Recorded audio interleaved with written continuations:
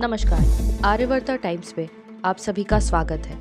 PV Narasimha Rao Bharat के 9वें प्रधानमंत्री के रूप में जाने जाते हैं।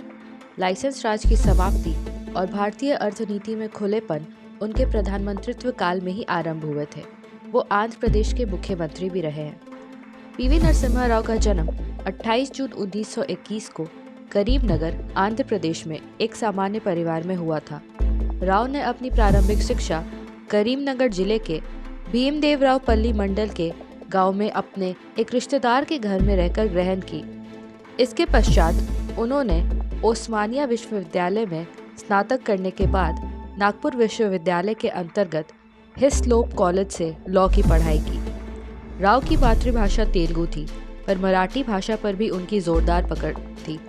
8 भारतीय भाषाओं के अलावा वो अंग्रेजी, फ्रांसीसी, अरबी, स्पेनिश और पर्शियन बोलने में पारंगत थे।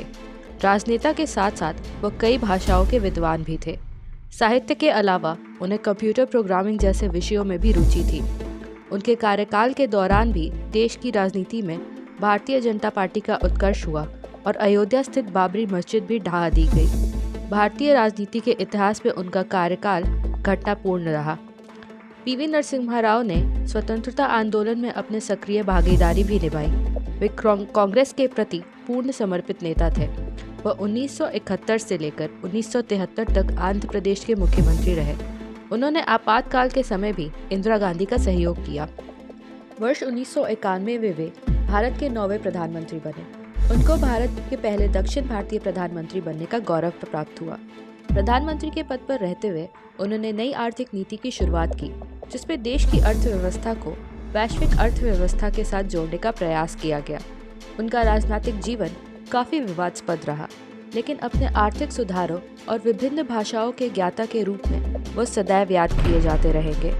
विदेश मंत्री के रूप में अपने कार्यकाल के दौरान श्री राव ने अंतर्राष्ट्रीय कूटनीति के क्षेत्र में अपने शैक्षिक पृष्ठभूमि एवं राजनीतिक तथा प्रशासनिक अनुभव का सफलतापूर्वक इस्तेमाल किया। प्रभार संभालने के कुछ दिनों बाद ही उन्होंने जनवरी 1980 में नई दिल्ली में संयुक्त राष्ट्र औद्योगिक विकास संगठन के 3य सम्मेलन की अध्यक्षता की।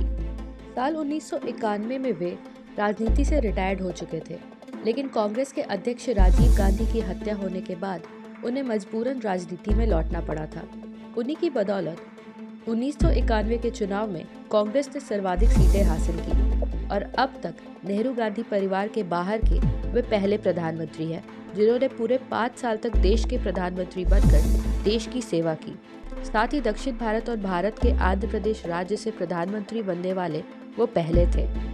उनके सम्मान में तेलंगाना सरकार ने भी उनके जन्मदिन पर साल 2014 में तेलंगाना राज्य उत्सव घोषित किया था। भारत सरकार ने हाल में ही पूर्व प्रधानमंत्री पीवी नरसिम्हा राव को मरणोपरांत भारत के सर्वोच्च नागरिक पुरस्कार भारत रत्न से सम्मानित करने का फैसला किया है। कांग्रेस के दिग्गज नेता नरसिम्हा राव को अक्सर 1991 में भारत में आर्थिक सुधार लाने का श्रेय दिया जाता है, जिसने कुख्यात लाइसेंस राज के अंत का मार्ग प्रशस्त किया।